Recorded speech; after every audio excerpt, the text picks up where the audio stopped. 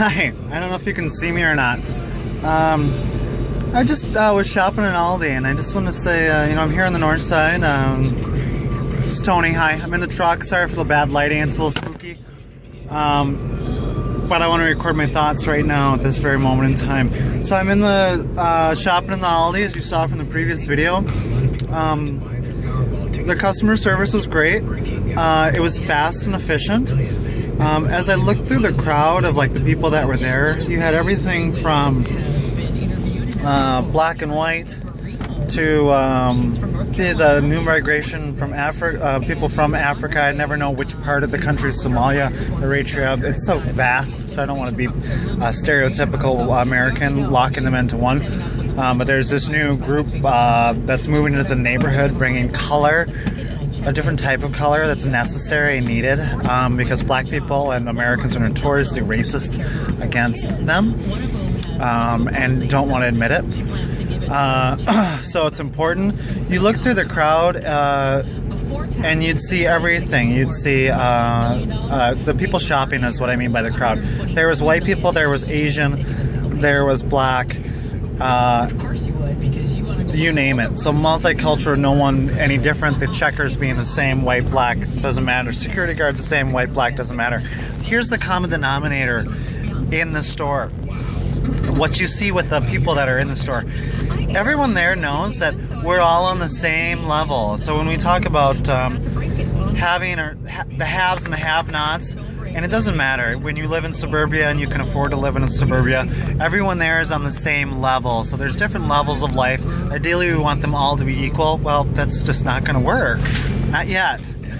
But in the meantime, this is a working class neighborhood. I think it's defined as a poor, crime-ridden neighborhood. Those things definitely go on here. I ain't gonna pretend, but I'll tell you what, they go on fucking everywhere.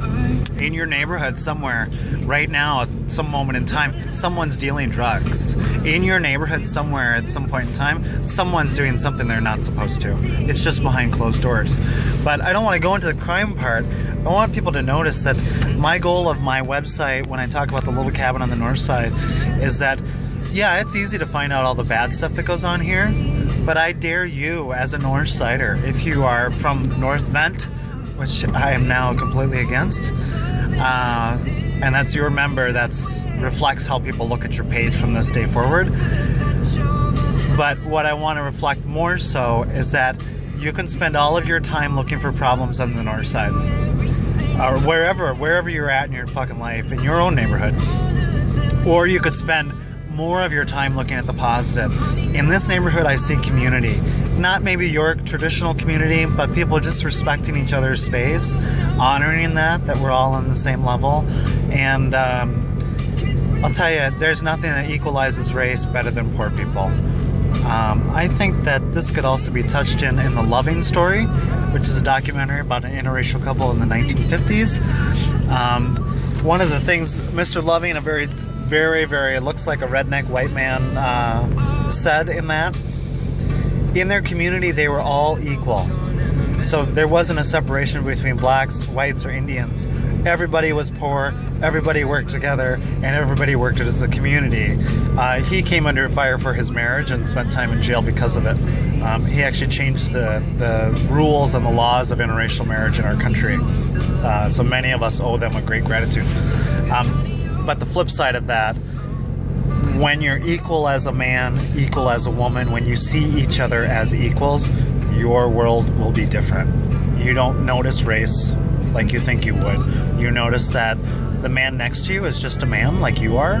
The woman next to you is just a woman. You both have pain, you both have suffering, you both have joy, you both have happiness. That's what makes you equal. Think about it. That's a very powerful thing to think about.